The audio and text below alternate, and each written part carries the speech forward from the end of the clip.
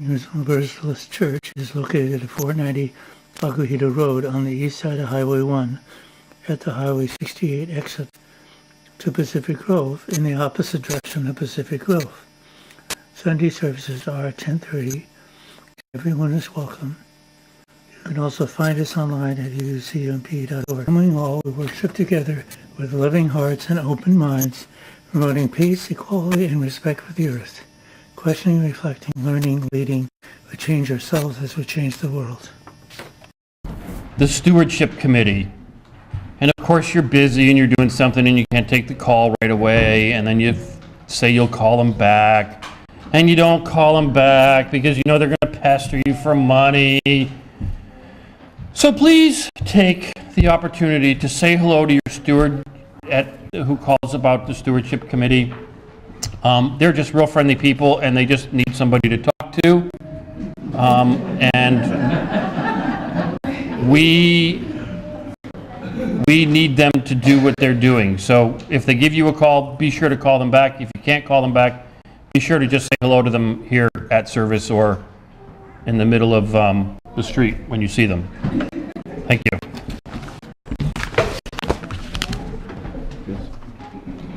Why don't we take a moment to say hello to each other? Greet some new friends.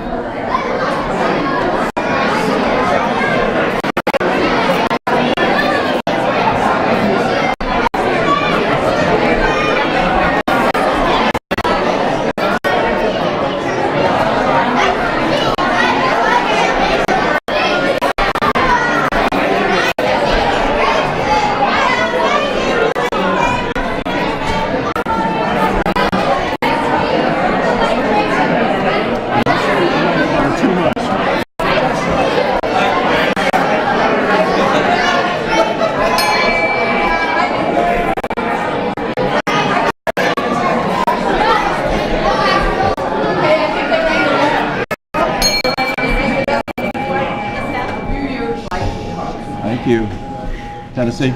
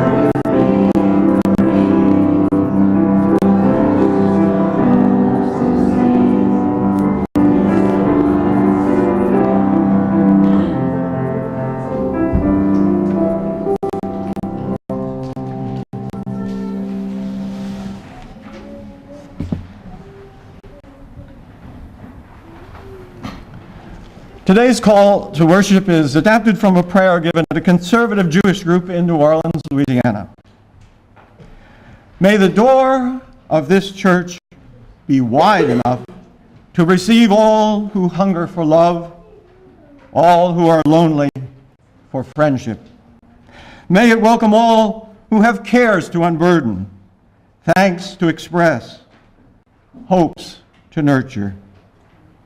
May the door of this church be narrow enough to shut out pettiness and pride, envy and enmity.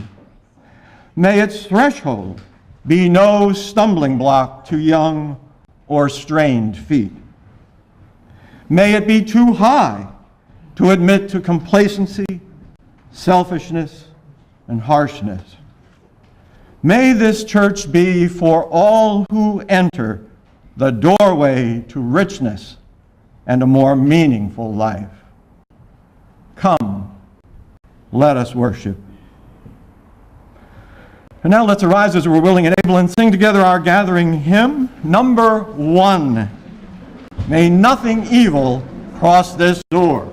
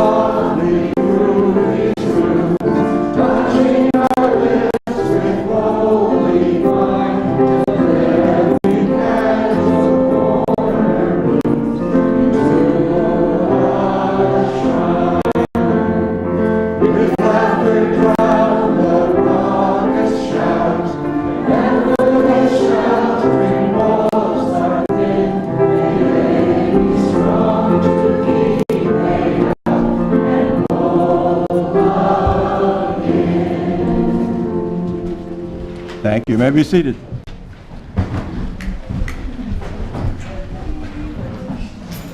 With Unitarian Universalists throughout the world, we light our chalice, the symbol of our covenanted aspirations of love, hope, and justice.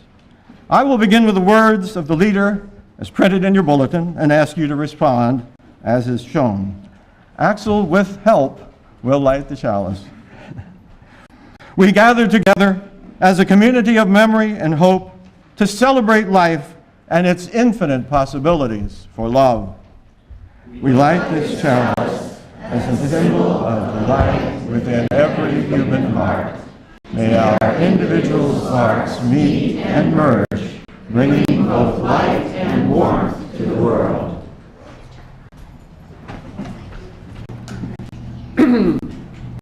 And I now have a story for the children. Young people, tell me, does anyone have a cat at home?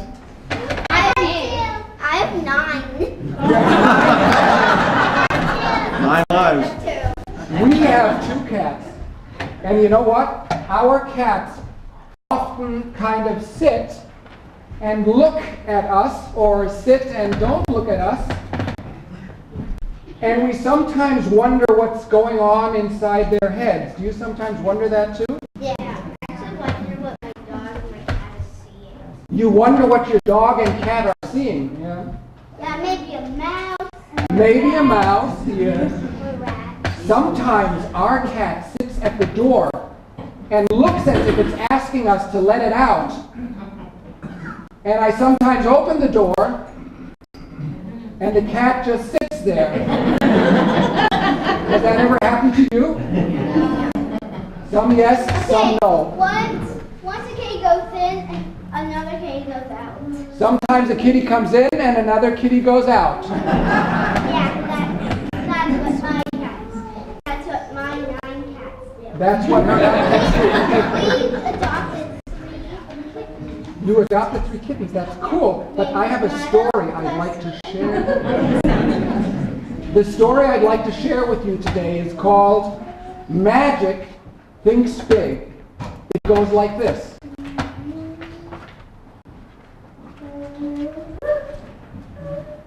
So Magic is the name of this cat. Magic contemplates his next move. Should he go in or out? Or should he stay right where he is? If he goes in, maybe he can convince them to feed him again. Or he could look inside the fridge. Or wait in front of the mouse hole.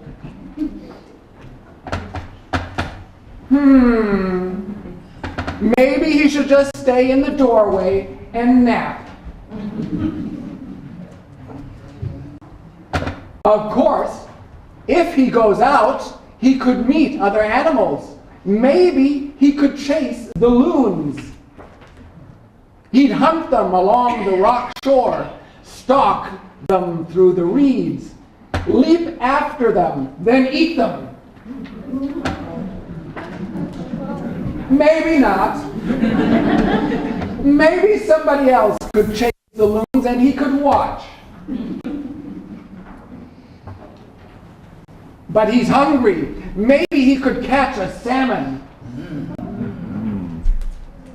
The salmon would be so large, he'd share it with some friendly bears.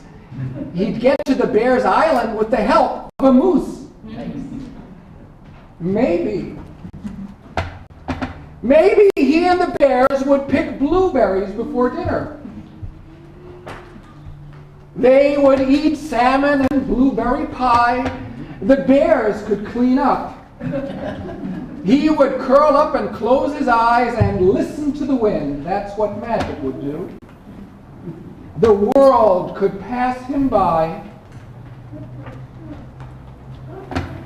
And when he was ready, when the shadows stretched across the lake, maybe he'd ride the moose back home. Maybe not. Maybe if he stays right where he is, magic's next move will come to him.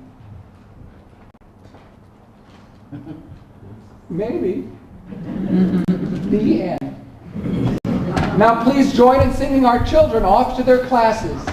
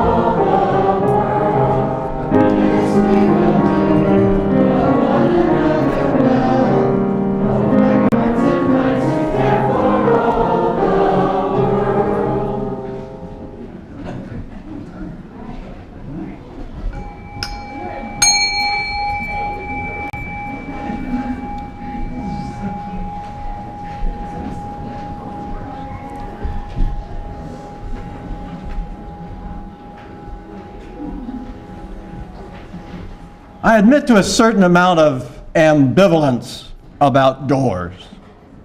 On the one hand, they're so enticing. They really get my curiosity heightened, kind of like Magic the Cat. What's back there? Who's back there? What path lies on the other side?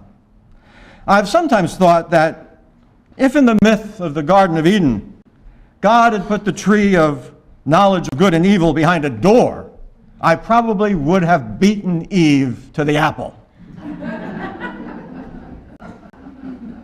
Now, doors can be entertaining. Television shows love doors.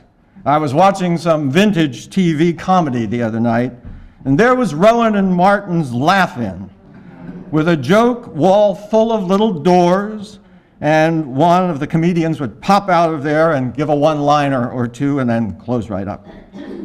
The pacing was mesmerizing and fun. Sock it to me. And remember the quiz show, Let's Make a Deal? Contestants were given a choice.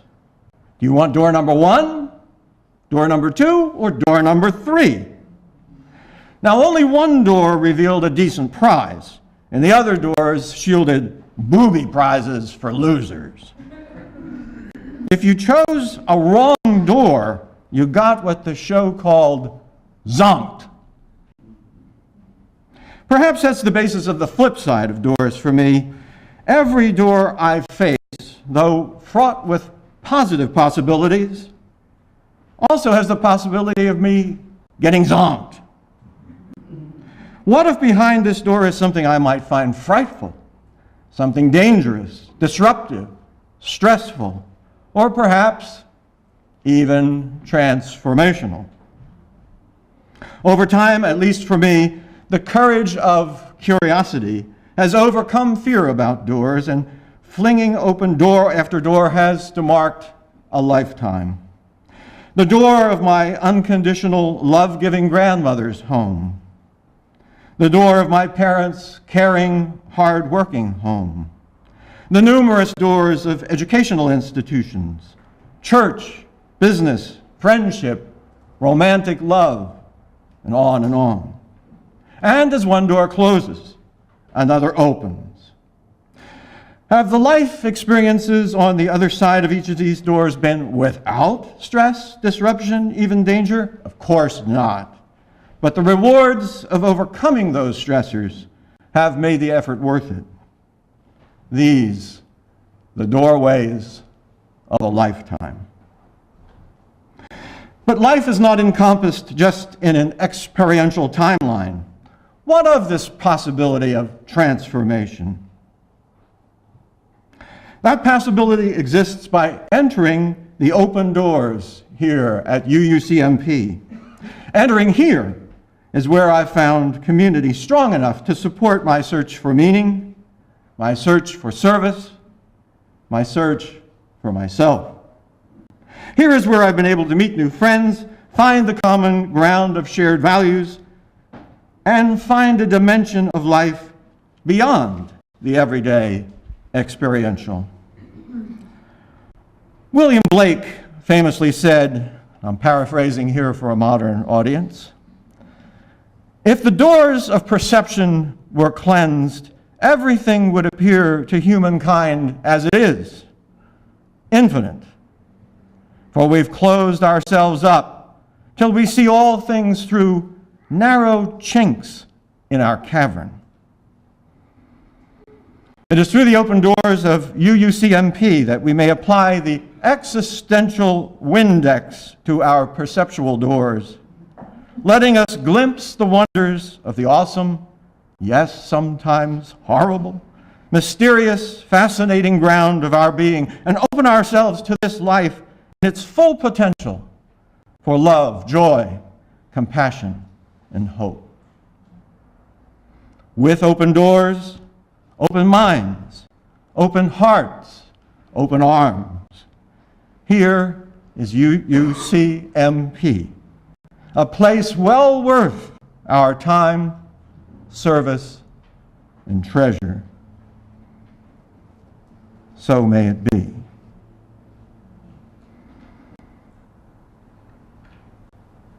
Now let's stand as we're willing and able and sing together hymn number 139. 139.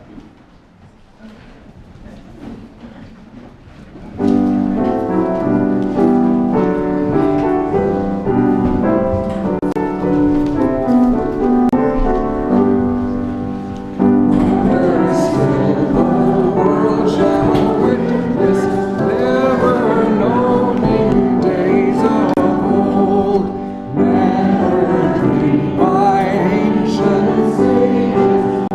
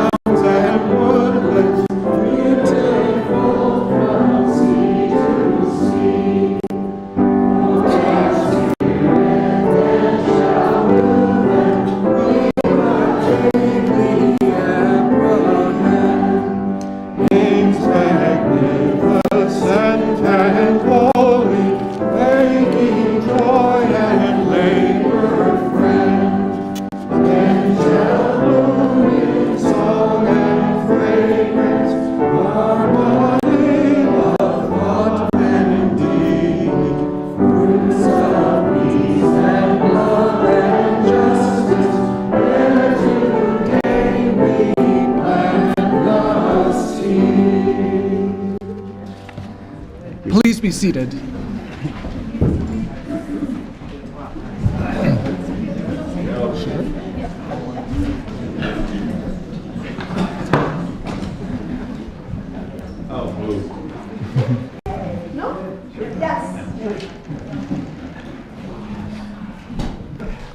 We come here as individuals with our own separate hopes and fears, our own concerns for the people we love. And so we take time every Sunday to remind ourselves and each other that we are not alone. The joys and sorrows each of us holds in our hearts affect all of us. And so I now invite those of you so moved to come forward and drop a pebble in our shared waters, mindful of how this beloved community, here we are each surrounded by the loving care of all.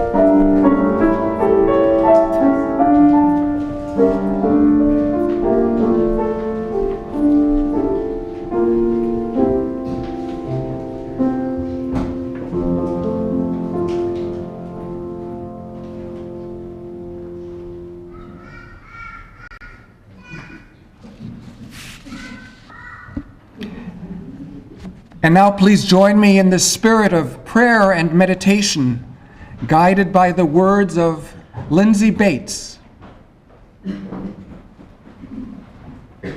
Mysterious Spirit of life and love, if prayer worked like magic, if I knew the words that would guarantee prayer's power, I know what I would pray. Let life be always kind to our children. Let sorrow not touch them. Let them be free from fear. Let our children never suffer injustice, nor the persecutions of the righteous. Let them not know the pain of failure, of a project, a love, a hope, or a dream. Let life be to them gentle and joyful and kind. If I knew the formula, that's what I'd pray. But prayer is not magic, and life will be hard. So I pray for our children with some hope for this prayer. May their knowledge of sorrow be tempered with joy. May their fear be well balanced by courage and strength. May the sight of injustice Spur them to just actions. May their failures be teachers, that their spirits may grow. May they be gentle and joyful and kind. Then their lives will be magic, and life will be good. So be it.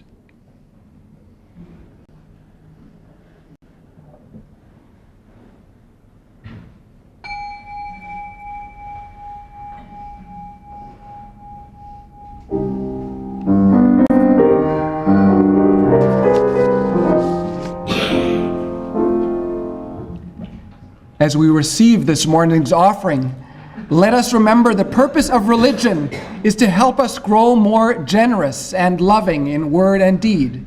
May our offering this morning help us discover the joy of generosity.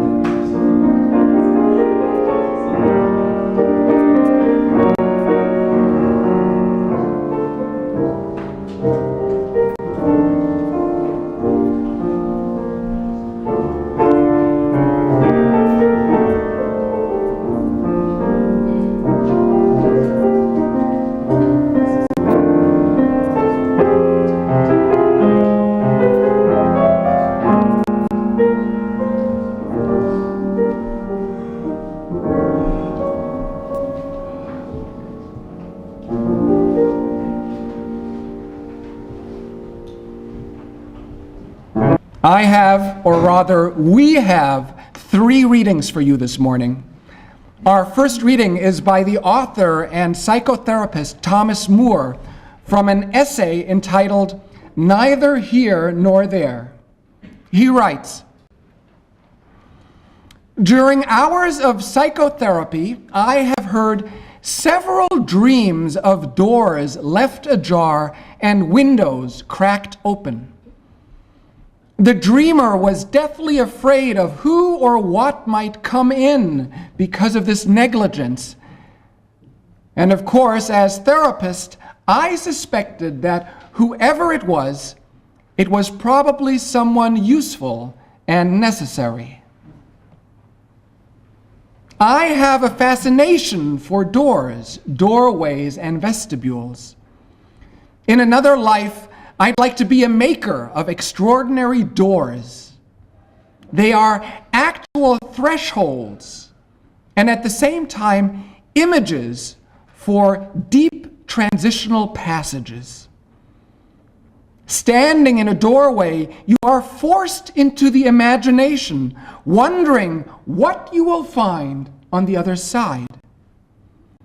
It is a place full of expectant fantasy.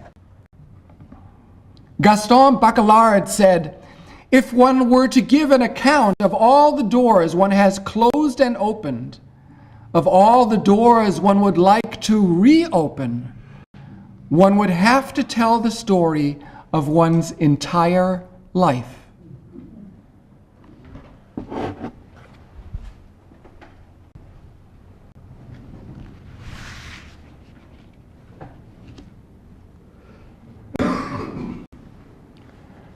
This reading is a piece by Lisa Black-Fassett, which appeared in last June's Sun magazine in the Reader's Right section. The theme of that month was doors. After the funeral service for my 22-year-old son, his friends came over to our house, but they didn't know what to say. Eventually, they drifted upstairs, and I heard their low murmurs and muted laughs. I guessed that they were standing in front of my son's bedroom door, which was covered with graffiti, scribblings of adolescent jokes, angst, and declarations of love. Every friend of his who had ever entered his room had signed his door in marker or lipstick. Their messages were funny, innocent, raunchy, and poignant. I sat quietly in the living room and listened to them tell stories about my son's ironic sense of humor, his compassion for others, his reckless search for adventure, and the outrageous stunts that he'd pulled.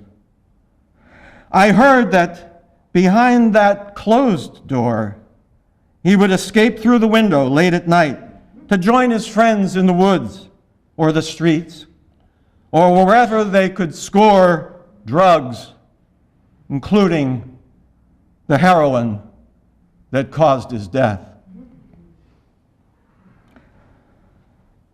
Sometimes I go to his bedroom to sit and think about him or cry. When I do, the words on his door whisper to me, I never close that door now.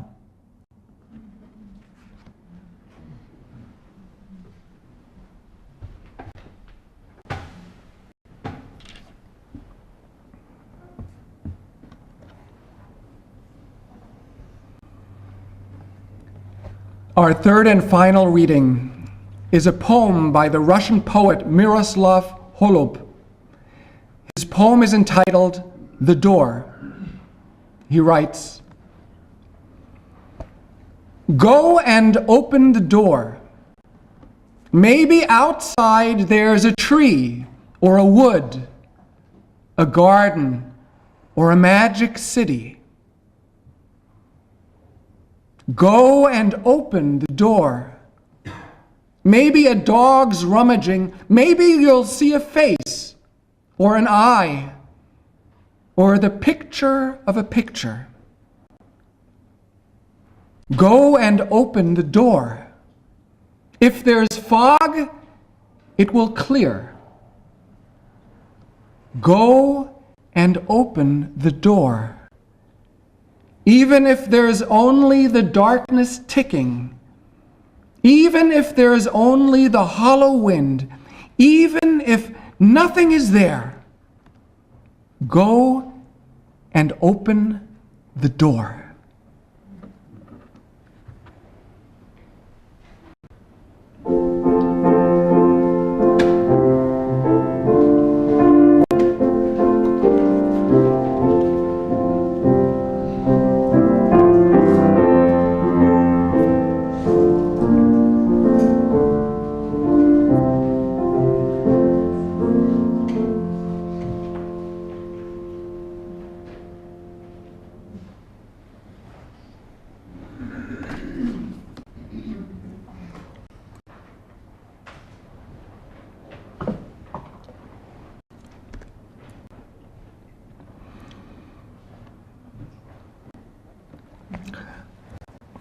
When I was 6 years old, I had a terrible nightmare.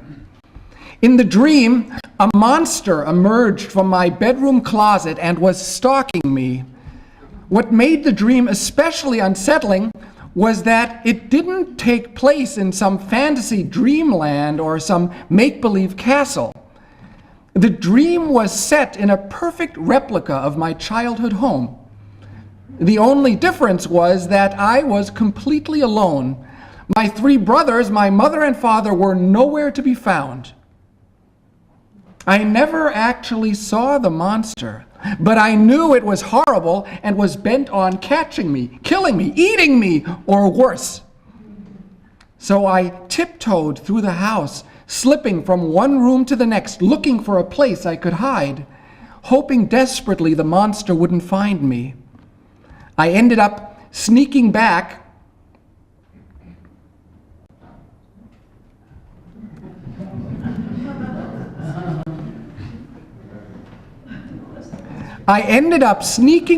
to my bedroom and into the closet from which the monster had emerged. I quietly closed the door behind me, listening for sounds of the beast crouching in the dark corner. I was terrified. I remember what made this dream particularly frightening is that it was one of those dreams where even after I woke up in the wee morning hours and after a brief respite in the real world, after I drifted back to sleep again, I found myself in the same dream, still being chased through the house, still looking for a place to hide, and again finding refuge behind a closet door securely shut. But especially afraid because it seemed I was caught in a nightmare loop and couldn't tell for sure whether I was dreaming or not. If Thomas More is right, I'm not the only one who has had frightening dreams about doors left ajar and who imagined that safety or salvation could only be found if doors are firmly shut, with all things scary and frightening banished to the other side of the door, away from us. I remember when our children were young, they were acutely aware of the door from their bedroom to the hall at night. The light in the hallway always remained on, and the door needs to be left open, not wide open, just a crack, just so. And the closet door was always firmly shut. When our kids were 5 and 7 years old, respectively, we watched a movie together that did a great job reframing childhood fears around closet doorways and scary monsters. The movie was just released in theaters and called Monsters, Inc., or Monsters Incorporated. The main characters of the movie are two furry monsters named Sully and Mike, who live in a world inhabited exclusively by monsters of all shapes and sizes, colorful and silly. The two friendly monsters work in a large power plant and help secure the energy that runs the entire monster city. The energy is produced, we learn, by harnessing the screams of small children the monsters visit at night and scare. In the power plant, there's a warehouse that contains millions of closet doors, each one unique, each one opening into the bedroom of a different child. The plot unfolds when our two heroes accidentally allow a small child, a girl, to slip from the world of humans into the monster world. And then we discover that the monsters are far more frightened of humans than the girl is of them. Monster Mike was supposed to frighten her, but instead he made her laugh. Hoping to restore order and get the girl back in her bedroom, they need to find the right door to her closet. The plot is complicated with many funny twists. Suffice to say, there are obstacles to overcome and villains to confront, but in the end, all turns out well. In fact, thanks to the girl, the monsters discover that their long-established habit of scaring children to harness power was misguided. They realize that children's laughter produces 10 times more energy than fear. This happy end is possible because one playful little girl had the courage to step through a doorway all monsters and humans had been afraid to cross.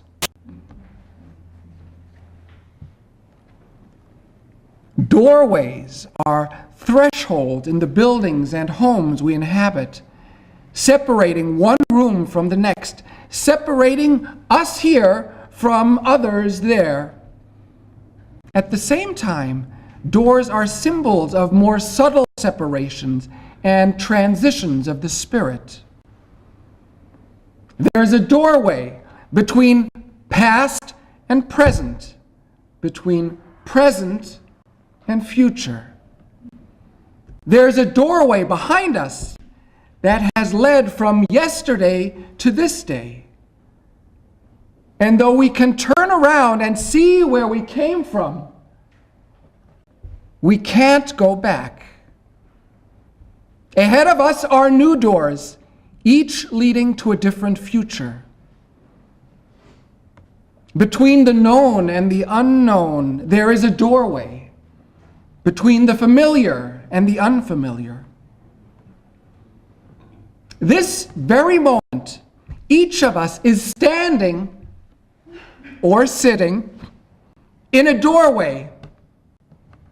Once we realize this, we can't help but wonder what we will find on the other side.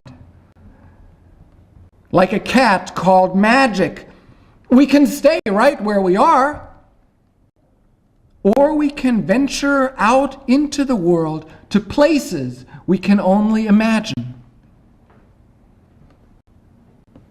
Every doorway is a place of promise and possibility, a place between what is and what can be. Thomas More writes, "There are places in this world that are neither here nor there, neither up nor down, neither real nor imaginary.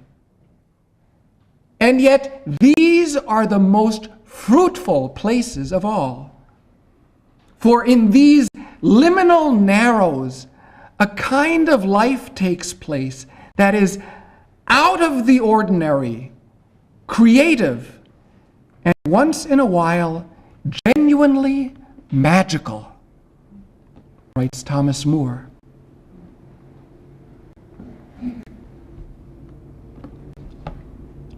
The theme of this year's stewardship campaign is opening doors. It's an auspicious theme. On one level, it brings to mind the new doors that have been added to our church building, the new entrance into our welcome hall, as well as the doors to several new meeting rooms, all but one of which can be entered both from inside as well as outside the existing building. All the doorways are reminders of our intention to make this church a place of hospitality, providing many points of entry, many opportunities for involvement, and a warm welcome to all who seek a spiritual home like ours, devoted to love and justice. Our doors are expression of our desire to open our minds to new ideas, open our hearts to the needs of the afflicted, and to open our hands so that we can generously contribute our talents and our treasures to the greater good we seek to serve.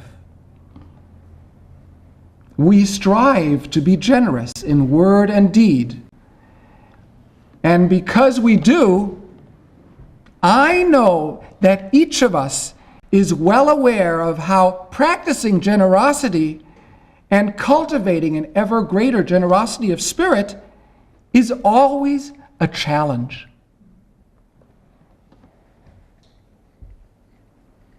In a book published last year, sociologists Christian Smith and Hilary Davidson report on a 5-year research project examining Americans' attitudes and habits around giving. The book is entitled "The Paradox of Generosity." Everyone who's ever given a personally selected gift knows the primary paradox of generosity, they say. Namely, that by giving, we in fact receive. By giving something to others, we receive joy and satisfaction. Their research bears out a message that's been taught by the world's great religions for centuries, namely that by seeking to serve others, we ourselves reap tangible personal rewards. And similarly, by grasping and clinging to what we have, we lose out on greater goods we might have gained.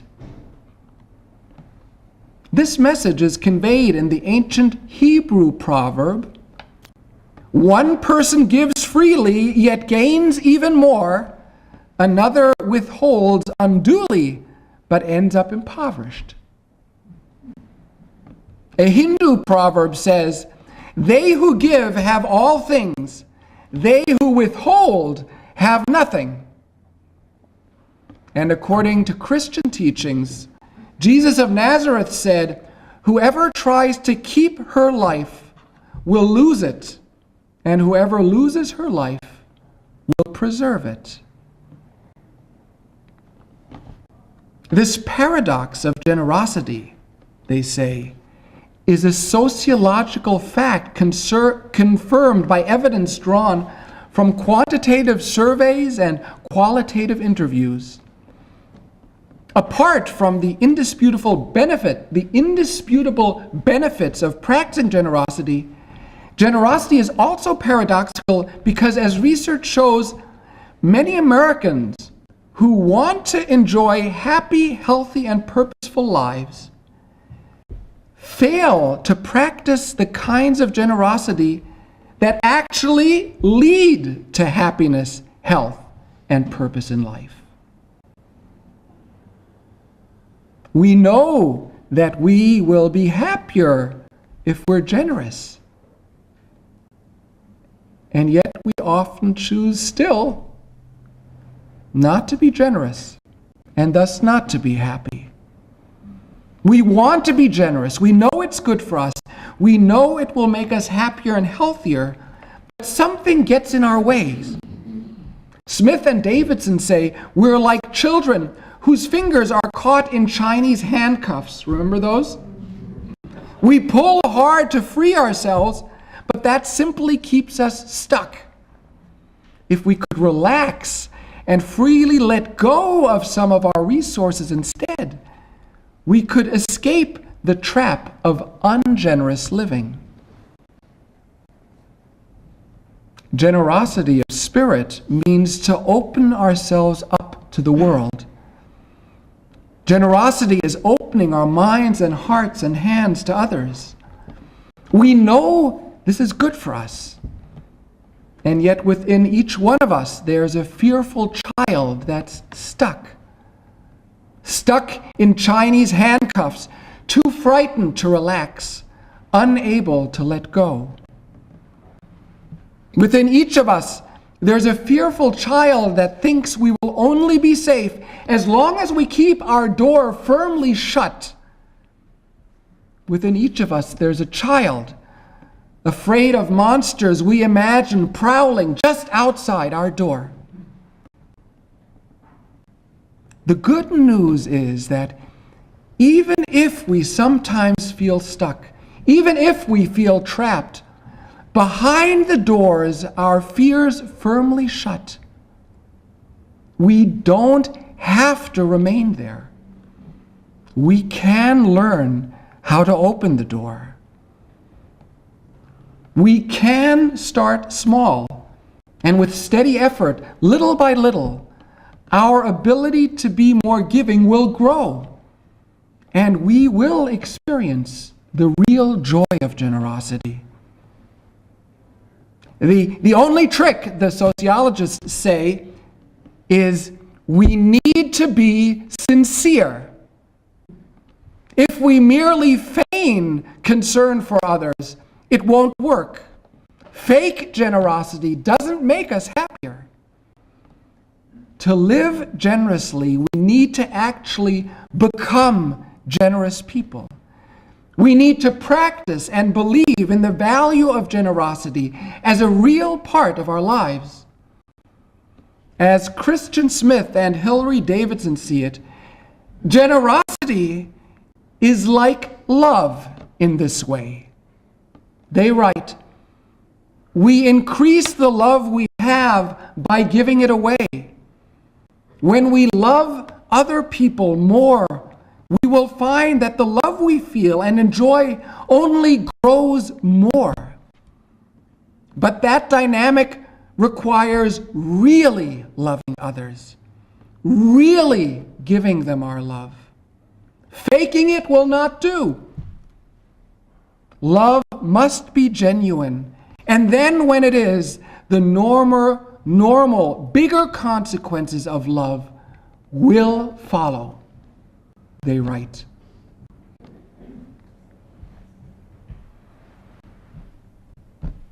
We are standing in a doorway, every one of us. This is an extraordinary place, and also the most fruitful places of all. This can be a place of genuine magic. We are standing in a doorway. Behind us is the story of our lives up to this day. Turning around and looking back, we could give an account of all the doors we've opened and closed through the years. If we look closely, we may even see doors we would like to reopen if we could. Doors covered with graffiti and scribblings of our childhood fears, our adolescent angst, our declarations of love. If we listen closely, we can hear the words on those doors whispering to us. We cannot undo the past. We cannot reopen doors we passed by.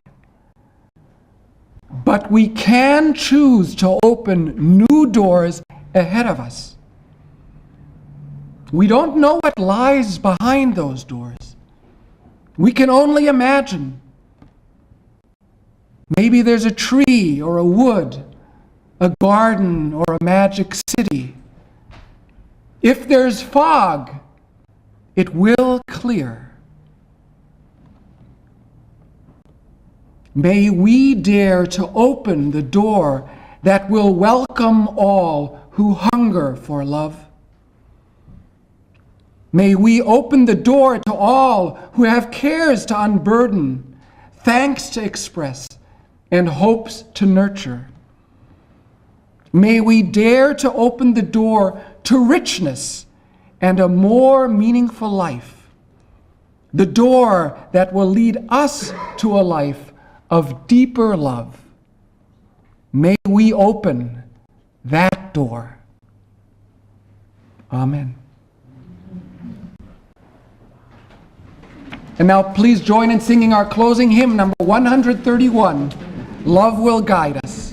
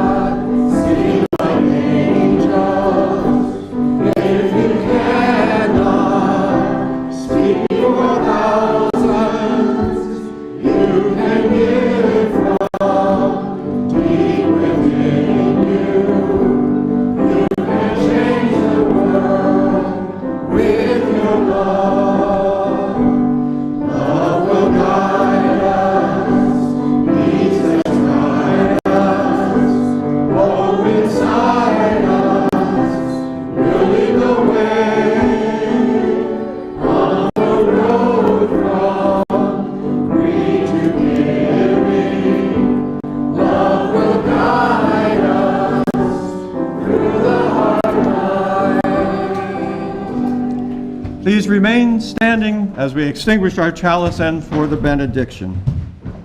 Let's say together the words found in your bulletin for extinguishing the chalice. We extinguish this chalice, but take its light into our lives, to be the presence of love in the midst of fear, the voice of hope in the face of despair, and the hands of justice, restoring a world worthy of our children. And now I invite you to remain standing and hold the hand of someone close to you if you're comfortable doing so.